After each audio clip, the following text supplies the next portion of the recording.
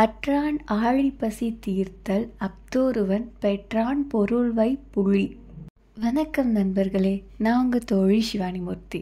இது ஆம் rhythm of life. குளிர்காலத்தில் பனிமழை பெஞ்சதுக்கு பிறகு வெள்ளை வெளியர்னு போத்தி இருக்கு இல்லையா, அந்த பனி கட்டிகளை பார்க்கும்போது உங்களுக்கு என்ன தோணும்? அழகான சின்ன சின்ன பென்குயின், போலார் பியர், சீல், இது போன்ற பல உயிரினங்கள் இந்த பனி பிரதேசத்தில் வாழ்ந்துட்டுருக்குது. ஒரு 2 நாளில் அவங்களுடைய வாழ்நாளில் 365 நாளும் அவங்க பனியிலேயே தான் வாழ்ந்துட்டுருக்காங்க.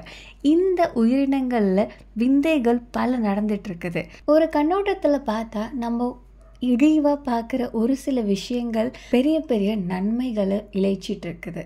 அதில் ஒன்று தான் பென்குயினுடைய மலம். பார்ப்பதற்கே சின்னதாக அழகாக க்யூட்டாக இருக்கு இல்லையா இந்த ஹாப்பி ஃபீட்ஸ்.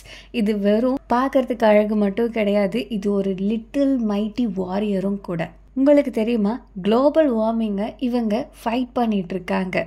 எப்படி அப்படின்ட்டு கேட்டிங்கன்னா, க்ளவுட் ஃபார்மேஷனுக்கு பென்குயினுடைய பூப், அதாவது பென்குயினுடைய மலம் பெரும் பங்கு வகிக்குது அண்டார்டிகாவில் அப்படின்றது உங்களுக்கு தெரியுமா?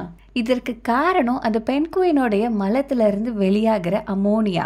இந்த அமோனியா ஃபைட்டோபிளாங்டன் அழைக்கப்படுற சின்ன சின்ன செடி போல இருக்கிற நுண்ணுயிரிகள் வெளியேற்றுற சல்ஃபர் கேஸோட ரியாக்ட் ஆகுது. இதன் விளைவு சின்ன சின்ன ஏரோசோல்ஸ், அதாவது நீர் குமிழிகள் உருவாகுது. மேகம் உருவாகிறதுக்கு அந்த நீர் ஆவிக்கு தான் ஒட்டி கொள்றதுக்கு ஏதாவது ஒரு சாலிட் பாடி தேவை. அந்த சாலிட் பாடியாக இந்த ஏரோசோல்ஸ் ரியாக்ட் ஆகுது. எவ்வளோ அதிகமாக அமோனியா ரிலீஸ் ஆகுதோ அவ்வளோ அதிகம் சல்ஃபர் கேஸோட அது ரியாக்ட் ஆகி ஏரோசோலாக ஃபார்ம் ஆகி அந்த ஏரோசோல் வாட்டர் வேப்பரை அதோட இணைச்சிக்கிட்டு க்ளவுடாக ஃபார்ம் ஆகுது. இந்த திக் க்ளவுட் தனக்கு கீழே உள்ள பகுதிகளை குளிர்ச்சியாக வச்சுக்குது. அது மட்டும் கிடையாது, சூரியன்லேருந்து வர ஒளியை இந்த திக் க்ளவுட் ரிஃப்ளெக்ட் பண்ணுது, அதாவது திருப்பி அப்படியே அனுப்பிச்சிடுது. இதன் மூலமாக நம்ம எர்த்துக்குள்ளார அதிக அளவு ஹீட் இல்லாமல் அதே சமயம் அதிக அளவு குளிர்ச்சியாகவும் இல்லாமல் அதை ஈக்குவலாக வச்சுக்கிறதுக்கு இந்த க்ளவுட் ஹெல்ப் பண்ணுது. இது நம்ம பூமியை கூலாக வச்சுக்கிறதால ஐஸ் மெல்டிங் பாயிண்ட் ரொம்ப ரொம்ப கம்மியாகுது. கொஞ்ச நாளுக்கு முன்னாடி ஒரு குரூப் ஆஃப் சயின்டிஸ்ட் சேர்ந்து இந்த அண்டார்டிகாவில் உள்ள பென்குயினை 2 மாதம் தொடர்ந்து அது என்னெல்லாம் பண்ணுது அப்படின்னு கண்காணிச்சுட்டு வந்தாங்க. இவங்களோட ஆராய்ச்சியில் அவங்க பல விஷயங்கள் கண்டுபிடிச்சாங்க. அதில் ஒன்று தான் இந்த பென்குயின் கூட்டம் கூட்டமாக இருக்கு இல்லையா, அந்த கூட்டங்களுக்கு மேலக்க க்ளவுட் ஃபார்ம் ஆகிறத அவங்க நோட் பண்ணியிருக்காங்க. இது எப்படி அப்படின்றது நான் முன்னாடியே சொன்னேன் இல்லையா, அந்த பென்குயின்லேருந்து வெளியாகிற அமோனியா ப்ளஸ் ஃபைட்டோபிளாங்டனுடைய சல்ஃபர் கேஸ் ரியாக்ட் ஆகி ஏரோசோலாக உருவாகுது. அந்த ஏரோசோல் வாட்டர் வேப்பரை கொண்டு போயிட்டு க்ளவுடாக ஃபார்ம் ஆகுறாங்க. அது மட்டும் கிடையாது, இந்த பென்குயின் கூட்டத்தை கடந்து வர காற்று இருக்கு இல்லையா, அது சாதாரண காற்றை விட 1000 மடங்கு அதிக அளவு அமோனியாவை தக்க வச்சுக்கிறதா இருக்குது. அது மட்டும் இல்லை, இந்த பென்குயினுடைய மலம் எவ்வளோ நாளுக்கு இருக்குதோ அது அதிக நாளுக்கு அமோனியாவை உற்பத்தி செய்யக்கூடியதாகவே இருக்குது. அதாவது இன்னைக்கு அந்த மலம் வெளியாகியிருக்கு அப்படின்னா அது குறைஞ்சது 1 மாதம் அளவுக்கு கூட அமோனியாவை அந்த இடத்துல ஸ்ப்ரெட் பண்ணிக்கிட்டே இருக்குதான். உங்களுக்கு தெரியுமா, நம்ம எப்போதும் பென்குயின் அப்படின்னா அது வெள்ளை வெளேர்னு பனி பிரதேசத்தில் மட்டும்தான் இருக்கும் அப்படின்னு நினச்சிட்டு இருக்கோம்ல. ஒருவேளை நீங்கள் அப்படி நினைக்கலன்னா சந்தோஷம், நான் அப்படி தான் நினச்சிட்டு இருந்தேன். ஆனால் இதை பற்றி நான் படிக்கும்போது தான் தெரிஞ்சுக்கிட்டேன், பென்குயின் எப்போதுமே ஐஸ்லாண்டில் மட்டும் இருக்கிறது கிடையாது, அண்டார்டிகாவில் மட்டும் இருக்கிறது கிடையாது, வேறு வேறு பிரதேசங்களுக்கு மாறி போகக்கூடியதாகவும் இருக்குது. உதாரணத்திற்கு சுட்டெரிக்கும் சூரியன் இருக்கு இல்லையா, அதாவது ஈக்வேட்டர் ஏரியான்னு சொல்லுவாங்க, சூரியனை எதிராக சந்திக்கக்கூடிய பகுதி, அந்த பகுதியில் கூட பென்குயின் இருக்குது. உதாரணத்துக்கு கலாபேகஸ் ஐலாண்ட். ஆனால் இதில் ஒரு பிரச்சனை இருக்குது.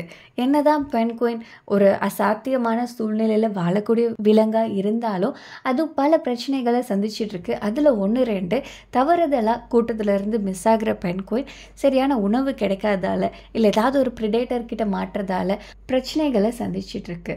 இப்படி கண்டெடுத்த ஒரு சில பென்குயின்ஸை வாலண்டியர்ஸ், ரெஸ்கியூவர்ஸ் இருக்காங்க இல்லையா, தொண்டு நிறுவனம், ஆர்வலர்கள், இவங்க எல்லாரும் சேர்ந்து காப்பாற்றி அதை நல்ல நிலைமையில திருப்பி கடலுக்குள்ள அனுப்பிச்சிருக்காங்க.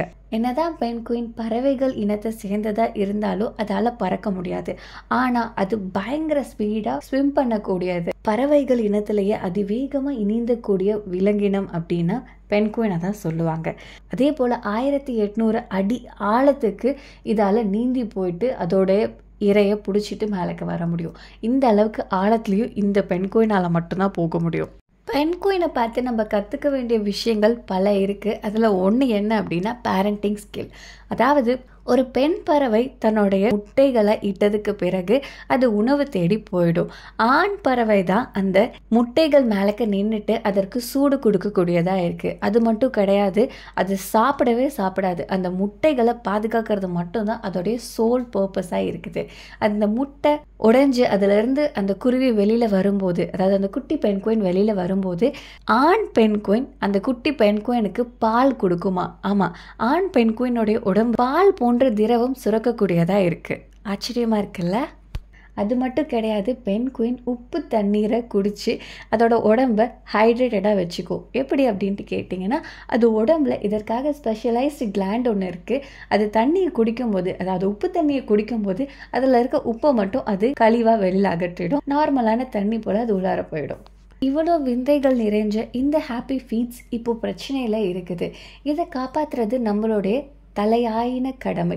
இதை இப்போ நம்ம காப்பாற்றுறதால நம்மளுடைய எதிர்காலத்தை நம்ம காப்பாற்றுறது உறுதி. உண்மை எப்போதும் கற்பனைக்கு அப்பாற்பட்டது தான். நான் உங்கள் தோழி சிவானி மூர்த்தி. இது ஓம் ரிதம் ஆஃப் லைஃப். நன்றி, வணக்கம், வாழ்க வளமுடன், ஜெய்ஹிந்த்.